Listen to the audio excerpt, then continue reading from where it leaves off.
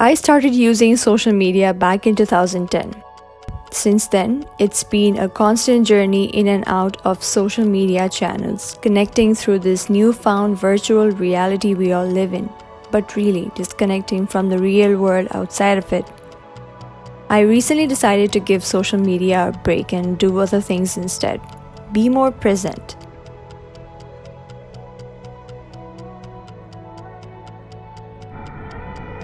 It's going to be about a month now disconnecting, and my journey so far has been interesting to talk about. Welcome, and if you like this video, please make sure to subscribe as ideas are flooding in me and I have a lot more to say. While the thought of quitting social media had always been there at the back of my mind for quite some time, I never actually gave it a try because I just felt it wasn't really necessary for me. To someone who is not much of a social media fanatic. If you ask me, I'm not much of a social media fan. If you are on my Instagram or if you see any of my posts or stories, then I'm not a regular social media user. I don't really share what I do in a day or document each and every step of my life, but I do like to share some of my thoughts sometimes, and if I do go anywhere interesting, I like to share those places too. But still, I think compared to a lot of my friends and family, I am a less of a social media user. So why did I quit? I didn't just do it as a part of an experiment, although that would be an interesting idea as well. One day when I found myself scrolling through another irrelevant post of some random account on Instagram and didn't even know why I was actually there, I decided it's time I be more mindful of what I was putting my time into. So I deleted my account and with that my Instagram app from my phone. Just retrieving from Instagram, because that's where I realized my hands go most to. Like, I didn't even know that, but unconsciously I had kind of developed this habit of just scrolling through my Instagram. But after that I immediately found another alternative, Facebook. So I got rid of that too, and all other social media accounts I was spending way more time than I should have. I didn't realize until I actually deleted all of these social media platforms that I was into it so much more than I thought. Actually, surprise that social media was taking up a lot of my time and I didn't even know it. All of my work requires me to have a good knowledge of these social media platforms. I personally was never a big fan of social media. I think even they are good places where you can share a lot of your creativity or your thoughts and everything. Like, ask me, that's what I've done all the time. And I think without that, I think my work would not be as important. It acted like a medium for me to just, have a voice and share all the things that I'm passionate about or I want to talk about. I have a very small Instagram account. I don't really follow a lot of people over there, and I don't have a lot of followers. I don't have thousands of followers on my social media. I keep it very strategic. The people that are on my social media platforms are the ones that I interact with, or at least that I know. So I just keep it to a limit and I don't go beyond that. And even when I share it, it's very filtered. And then I used to think I don't need a social media detox because I don't use it that much and I'm not much of a social media addict. Then I realized I had this habit of just going over those social media platforms and checking in constantly, and I was doing it almost unconsciously. That's scary. After I deleted all of that, I realized I had so much of space and time in hand and I didn't even know what to do. And I decided I'm going to replace all of these habits with the ones that are more productive, or let's just say that are more meaningful. And so I decided to replace that with reading, because I realized that I've been doing a lot less reading than I used to. I was an avid reader when I was a kid. I think she was heck of a creative genius. I decided to replace social media time doing more productive things like reading a book or learning a new language or simply writing. All the books and everything that I used to dive into was replaced by social media channels or everything that is present today. This is a millennial's life, right? We grew up with books, but we end up in social media. That's sad. Very ironical, because a lot of my work has to be centered around social media because I'm in marketing, so it really requires me to have knowledge of all the social media platforms. Sometimes I do enjoy it, sometimes I like understanding all of these social media platforms, but the more I understand, I just realize that there's just so much of targeted content out there. There's just so much of manipulation going on. Not trying to sound very conspiracy theorist kind of person, but that's how it works. You know, it's all a game of manipulation and targeted content, and not everything you see out there is genuine, and you know, it's not a coincidence. Sometimes it's really targeted. From a different perspective, as a user, I just feel like there's just so much of information that's going on, and the time that you open social media, you're just bombarded with so much of information, bam bam bam, back to back. It's a deep down into rabbit hole in social media. I could just be doing something else, something very productive or meaningful, like reading a book or learning a language or learning my instrument. And 1 or 2 days without social media, I did manage to document in the beginning, just to give you a taste of what it was like initially. So today is the first day of my social media detox journey. I'm starting fresh. So let's see how it goes.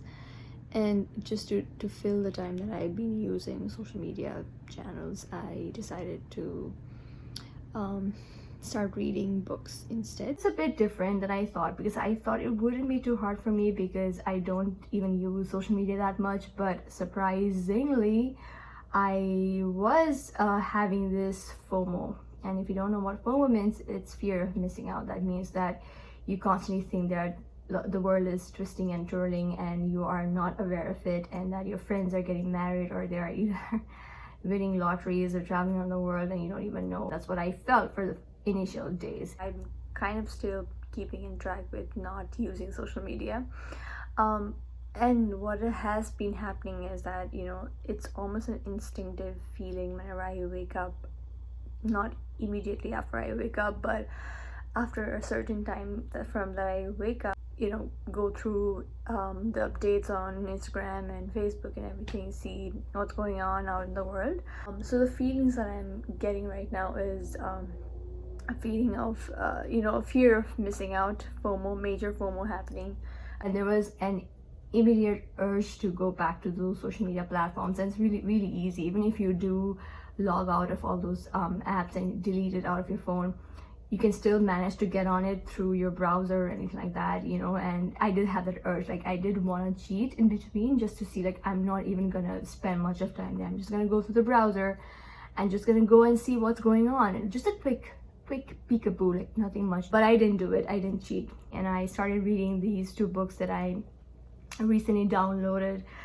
It's called Thinking Fast and Slow, and there's another book that I'm trying to read. It's called Daily Rituals, How Artists Work. It's really interesting. What I'm doing right now is I recently downloaded this book that I wanted to read, and it's called Thinking Fast and Slow, and it's by Daniel Kahneman. I really cannot pronounce this, guys. English is not my first language. So it's by Daniel Kahneman. I'm just gonna label his name somewhere because I don't know how to pronounce it. I think it's Kahneman. It's Kahneman, I guess. Anyway, so yeah, I just started reading it. It's really interesting. Talks about what we do and you know, how we do it. Like he discusses how our thinking is. He divides our thinking basically into an instinctive thinking pattern, and the other one is a bit more cognitive in terms of how we think logically and, you know, act strategically based on what we think is right. So it's a really interesting book. I'm loving it, and the plan is to not use social media and read more of books like these. I wanted to start journaling again, which I did in midst of November 2020, because I was just sort of having a breakdown. So I decided, like, why not have it as well on the paper, right? So this is a journal given by my sister as a gift on my birthday. So this has been kind of like my journal for some time, and I don't really write like what I did in a day, blah blah blah. I don't do that anymore. I just write the main themes and highlights of my day, or what I feel, or where I'm at that point of my life, and that's what I decided to do. I've been doing that a lot less than I used to, but I still do it, and it's been very inconsistent, but I think it's still the things that I write in here are going to be helpful if I ever publish a book later in my life. think once you delete any of your social media platforms, or or just decide to get out of it, you realize that there's so much of information out there in the world that you don't need it. I think the moment that you wake up early in the morning and just go through your phone, you're already bombarded by a lot of information, and a lot of those information are not even necessary for you. A lot of information and the noise of constant messaging or targeted content can make your mind really heavy with a lot of stuff that you don't want to have. And I think it's sometimes it's okay to take a like a timeout and just quit all of those things. Not people who are looking into deleting their social media accounts or want to do that and have been thinking about it, I definitely recommend. And I wouldn't suggest delete all of your social media accounts just at once. Just get rid of all of those and just get over with. Suggest you to take smaller steps, because I know it can be really difficult. I would just recommend you to take smaller steps.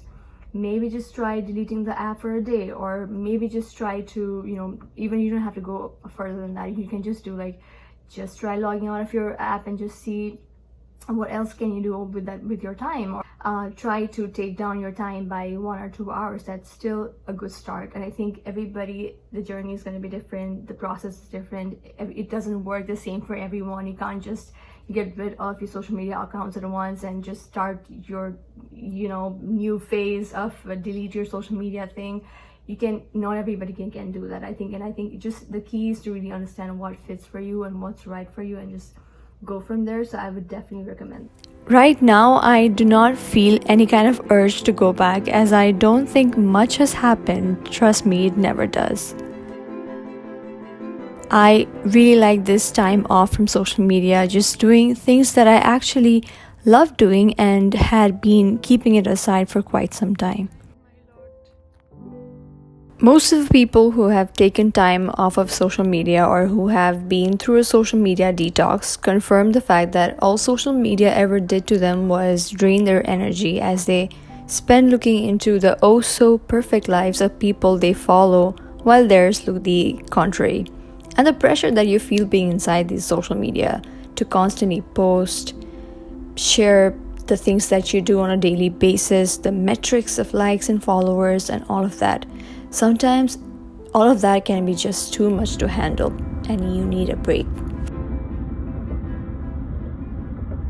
And for those who are watching this video, I really hope that you liked it. If you did, don't forget to give it a big thumbs up. Share it with your friends if you like it, and make sure to come back, because I definitely have a lot of ideas coming to my mind with all the time that I have and the genius that I'm becoming from all the books that I'm reading these days. Just kidding. Yeah, so I really hope that you enjoyed, and you'll be back again and we'll hang out again. So until then, ciao.